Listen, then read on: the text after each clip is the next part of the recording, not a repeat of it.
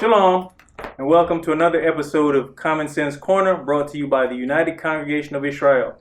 Here on Common Sense Corner, what we try to do is take a look at things in the Bible that should be of common sense, but we know that common sense is just not that common. So we try to break it down, make it as simple as possible. I am Kish Ben Israel. I've got my brother Eliel Ben Israel on the show. Shalom, my brother. Welcome. And today we are going to talk about the Virgin Mary, this perpetual virgin that has had children, but still yet is called a virgin.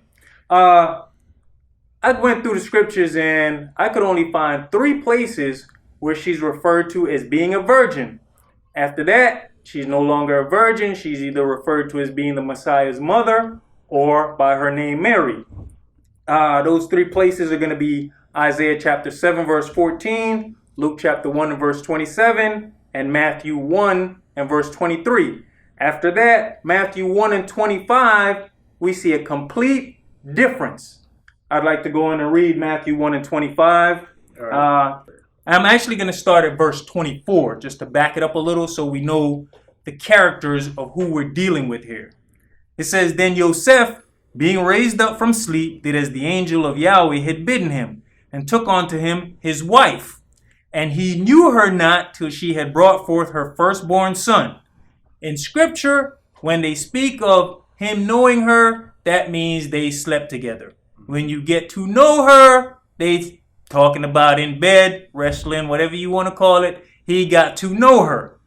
Okay, right here it's telling you he did not know her till after her firstborn child, which was the Messiah. That means they did not sleep together until after he was born. And it says, and he called his name Yahshua. Get that out to clear. After that scripture, I have found nowhere else where she is referred to as a virgin.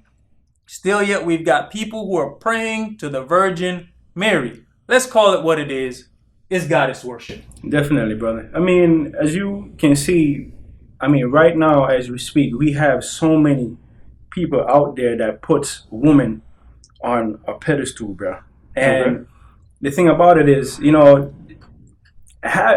Yahweh created the woman was supposed to be a helpmate. Okay. As far as, disregarding anything that a woman says, you try to listen and observe what's being said, and you take it from there. If what she's saying is something that's right for you to do, right, you consider that. And don't. I'm not saying you disannul what a woman may have a good, idea for you. Okay. But as far as this woman worship, like you just said, Mary is no longer a virgin. Right. So for her to be still set and worship as a virgin is something that is not supposed to be done. Right. She's already had a child, but she's still a virgin. Explain that one to me. If you do some research on this whole hymen, okay, it gives you the definition of a mucous membrane, okay, which a virgin has. Okay, but as you read, he knew her even after she had the Messiah. He said he knew her not until after the Messiah. Right. So he knew her. Right. We can assume that he got to know her. Exactly. Right. So he slept with her. Right. So that hymen, that mucous membrane, has been popped. Right. And after that has been popped, brother, a woman is no more a virgin. Right. So for her to still be up to this very day to be looked upon as a virgin, right, then and be worshipped, then it's the scripture is being taken out of context. Right. So somebody don't understand something about making the babies and childbearing. There's some common sense lost in this whole picture. Bro, like you said, goddess worship. Okay. And goddess worship has been going on for many, many generations. Okay. And what we can do, actually, we can go to Ezekiel. All right. Chapter 8. Let's go there. We're going to go to Ezekiel chapter 8. Okay. Now, once you go in there, for the viewers, what we're going to go to now is a vision that Ezekiel received about Jerusalem and the abominations that they were going on with. Understand, abominations is something that Yahweh loathes. He hates. So as far as what we're about to read now in Ezekiel 8, and what we're going to do, we're going to start off at verse 12, and we're going to end it at verse 14, just showing how, these abominations and these actions was been going on for many time, for a long time. Well, you know what the scripture said, nothing new under the sun, right? Nothing new under the sun, bro. All right, so you said Ezekiel chapter 8 and verse 12. Yes, sir. Then said he unto me, Son of man, have you seen what the ancients of the house of Israel do in the dark, every man in the chambers of his imagery? For they say, Yahweh seeth not, Yahweh hath forsaken the earth. He said also unto me, Turn you yet again, and you shall see greater abominations that they do. Then he brought me to the door of the gate of Yahweh's house, which was toward the north, and behold, there sat women weeping for Tammuz. Now, you say, verse 14, then he brought me to the door of the gate of Yahweh's house. Right. Okay, creator of all things, to Yahweh's house, and they was weeping for Tammuz. Okay. Well, get to find out in doing the research that Tammuz is a fertility god. Nothing new. But the thing about it is, you have other nations out there that have this fertility god. Okay. And they have different names. Okay. Well, Tammuz being a Sumerian fertility god. Right. And you have another fertility god called Adonis. Okay. Which is a Greek. Okay. Fertility god. Okay. And as you can read in verse 13, it says, and thou shalt see the greater abominations. So you tell him, see the greater abominations. And he said, look, the woman weeping. Right. For Tammuz. So just this whole worshiping of this woman was a great abomination. A great abomination, man. And the thing is, the abomination is still going on. And we people out there, they gotta change. But you touched on something about this fertility goddess. So obviously either they were infertile, so they were praying to have children or something. And you say there's other fertility gods. Mm-hmm. Is there any common one nowadays that we might know of that you can speak of? I mean, as far as like, you can say Astaroth. Okay. Easter. Okay, I was going to say Astaroth kind of sound like this Easter thing. Exactly. Well, I mean, you have the egg symbolizing, you have the rabbit. Right. For one. Okay. Which we know the rabbit symbolizes is a very fertile animal. Okay. What would you have as a fertile symbolize? Right, because when he gets to know him, he gets to know him. And then you have an egg. Okay. Now, we know, as far as birth, that no rabbit lays an egg like that. Right. But we have these things that intertwine with each other, that man has taken tradition and paganism and smooshed it all together and actually have this fertility god as far as, what they have right now. So we weeping, this whole Easter thing is the same as weeping for Tammuz. It's the same thing, bro. But see, the thing is, the right now in our time, the deception that they have with it, making it so enjoyable. Kids running around, dressing up and searching for eggs and all that, and the kids don't even know. So we have blind leading the blind. And we know what the scripture says about that. Blind leading the blind, and both shall fall in the ditch. You mentioned this whole fertility thing we talking about, and we got into the hymen. Mm-hmm. And we talked about the breaking of the hymen. Earlier you were telling me something, before the whole show started, where you were talking about the breaking of the hymen. Mm-hmm. Can you go into that? Even if, I think you were saying that even if he never laid with her, mm-hmm. that just the birth of the child. Just the birth of the child. Right. Just the birth of the child alone, it actually, popped that hymen. Okay. And for the blood to be released, and the thing about it is, there's a process. And that right there, that process right there took away her virginity. Okay. At first. Then again, for him to even go sleep with her, you also have to go and actually sleep with her further down. It more shows you that her virginity was taken. Okay. So from what I'm hearing here is that even if it's not him getting to know her, if anything causes her to lose that hymen, that mucus, she's no longer a virgin. Yes, sir. Once that mucous membrane, because if you, like I said, you look up that word right there, it gives you the definition and it shows you it deals with a virgin. Okay. That mucous membrane. Okay. And like I say, yeah. So yeah, once it's popped, even in that birth that she had, it's a done deal. Okay. Okay. That makes sense. You know, I still don't understand how she's still a perpetual virgin after she's had a child and her husband got to know her. And like you said, bro, the whole, goddess worship. And we see that so many, a lot of things. Bro, there was an entertainer that was locked up. And he said the only thing that he could think about being locked up was women. Okay. That's it. Woman. You see what I'm saying? Right. Now, I actually want to say too, even in marriage, you have a woman, they have that white dress that they put on. Okay. And that alone symbolizes, from what I'm hearing, symbolizes a virgin. And that right there is being taken out of context. We talking about, or you're actually referring to the day of the marriage ceremony, the marriage ceremony that they keep. Right. Because we all know, biblically speaking, once you get to know her, right, that is your marriage. That's your wife. So you talking about today's marriage ceremony. Ceremony, exactly. Okay, so you're saying that white dress is supposed to be worn by a virgin.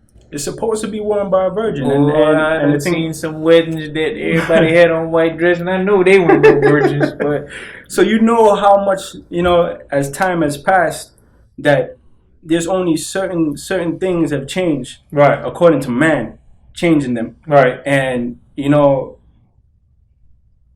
why even have this so-called white dress that's supposed to symbolize a virgin woman, right, and she have on that white dress, she not being a virgin, then why even have that on?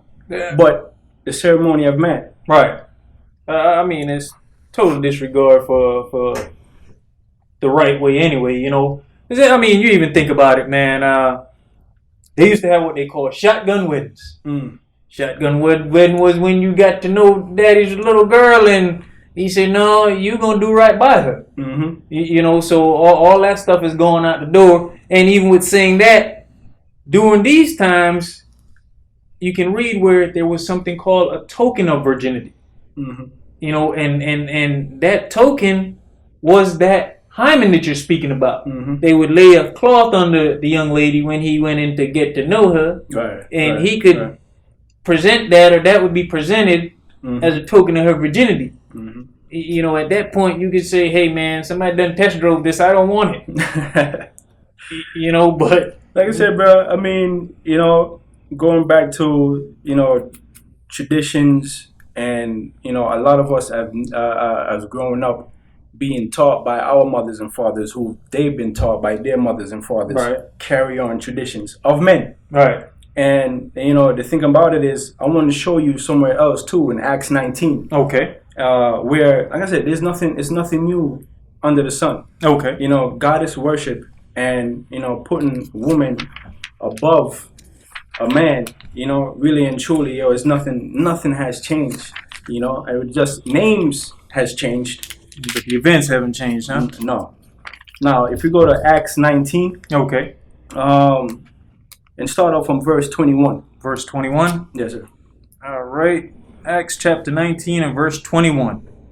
After these things were ended, Saul purposed in the spirit, when he had passed through Macedonia and Achaia, to go into Jerusalem, saying, after I have been there, I must also see Rome.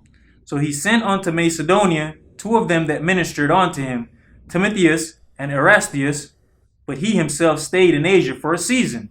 And the same time there arose no small stir about that way.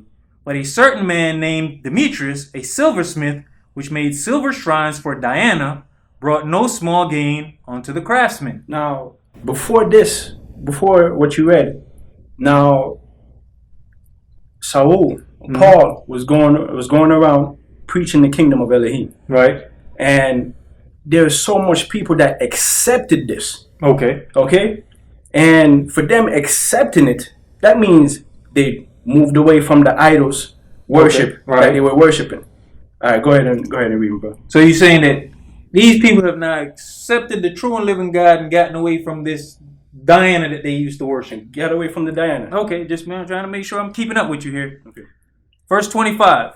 Whom he called together with the workmen of like occupation and said, Sirs, you know that by this craft we have our wealth. Now, he's gathering up, having a meeting. Okay. Showing them that, okay, by this Diana Right. that they have created. Right. Because he called a craftsman. Right. And he's the silversmith. And saying that as far as the wealth that they used to make, they're not making the wealth anymore. Right. Because people have left their idols and grab on to the truth. Right. Okay. I mean, have we not seen that? Don't we got, what is it that we have here in this country? The Statue of Liberty. Right. You know, they raised up Liberty. Everybody wants to go see Miss Liberty. Hey, they call the place where that Statue of Liberty is the Empire State. You see what I'm saying? Right. It's the Empire, where they have the Empire State buildings. Okay. So New York is it's Empire State. So once again, we got goddess worship with Miss Liberty. Yes, sir. And Yes, nothing sir. new under the sun. They had Diana, we got Liberty. Boy, look at here. Now, if you go further into if you go further down to and stop at verse 28. Okay. Start from where you were before. Moreover, you see and hear that not alone at Ephesus, but also throughout all Asia, this Saul hath persuaded and turned away much people, saying that they be no gods which are made with hands. So that so he educating the people that these things y'all making ain't no gods. So he cutting into their money. Okay, so that only this our craft is in danger to be set at nothing, but also that the temple of the great goddess Diana should be despised, and her magnificence should be destroyed, whom all Asia and the world worship. Or do we need in the world worship? In the world. You know, these brothers here are getting mad because you cutting into their statue making or engraving images that they making. You know, but it's interesting because we still got people doing this. Virgin Mary, we've explained the fact that she's no longer a virgin. But even if you still want to look at her as being a virgin, I don't see anywhere in scripture where it said to worship her. No, not at all, brother. And the thing about it is, not even the Messiah, not even Yahshua himself, Right. worship his mother. You talking about a son worshiping a mother. Worshiping him. And we know in this day and age, what does it say? Fathers maybes. What's that saying? Mother's babies, father's maybes. So mom is usually there, and if a dude's gonna look up to somebody, it's usually mommy. And the deep thing about it, brother, is that, you know, we have people out there that believes as far as when, I don't know if you've ever seen that show Half and Half. Well, it's a program that is a sitcom that comes on. Okay. And they're two sisters. Yeah, I know the show you're talking Right? about. Okay. And the two sisters have the same father, Right. but different mother. Right. And it's called Half and Half. Right. And we know as far as like dealing with, you know, the man is the one that has the seed. Right. You know, for him to carry the seed, they're actually Full sisters. Right. sisters. Right. So we're just half and half coming in. Exactly. Yeah. But, you know, there's a lot of people out there that knows that, and a lot of people don't know that. And if you have the same father, you're full. Right. Brother or sister. I mean, this whole worshiping of women is so deep that we got statues of naked women everywhere. Right. We seen women going from wearing skirts to then to pants to what they call Daisy Dukes to we went from full bathing suits to what they call thongs, and then they got nothings and wrongs because people just want to see the body of women. Right. So we can see how that whole goddess worship still just goes over till today, man. Everybody's just in love with the shape of a woman. Everything from your Playboy magazines to whatever. It's about women. It's about you know, but like I said, nowhere in this book did I see the Messiah himself worship his mother. A matter of fact, brother, let's go to Matthew chapter 12. Okay. And Matthew chapter 12, and we're going to start off at verse 46. 46 through verse 50. And we're going to see where, they actually, his mother and his brother came looking for him. Okay. Looking for the Messiah. All right, you said And Matthew. we're gonna get into what the Messiah said now. Okay. Okay? Matthew chapter 12, you said, and Yeah. verse 46. 46 to 50. Okay. All right. Verse 46 says, while he yet talked to the people, behold, his mother and his brethren stood without, desiring to speak with him. Then one said unto him, behold, your mother and your brethren stand without, desiring to speak with you. But he answered and said unto him that told him, who is my mother and who are my brethren? And he stretched forth his hand toward his disciples and said, behold, my mother and my brethren. For whosoever shall do the will of my Father which is in heaven, the same is my brother and sister and mother. Now, he showed them right there that, he's about his father's business. Right. Not about his mother's business, which is something different. It's about his father's business. Right. What we supposed to be about. Our Right, father's right, business. So, as far as him, now, no disrespect in meaning that, he don't care for his mother. Right. But he's showing his family, those that do the will of Yahweh, our Father.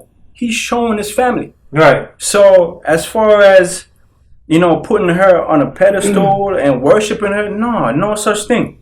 And the thing about it is, like I said before, you have the people who are doing this in Catholicism. We know it's written that we're not supposed to call no man father. Right. For we'll have one Father, and which is him that is in heaven. Right. But we have the same people who are putting out this Virgin Mary to be worshipped.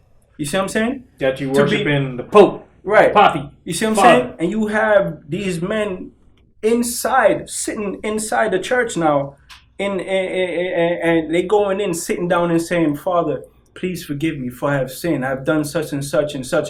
And he said, call no man father. Now, I understand we have our natural father. Right. But as far as it comes down to spiritual things and asking for forgiveness, there's only one father that can do that. So this whole entity, this guy that's calling a man father, which we shouldn't be doing, is now also giving us this perpetual virgin named Mary to worship. Right, exactly.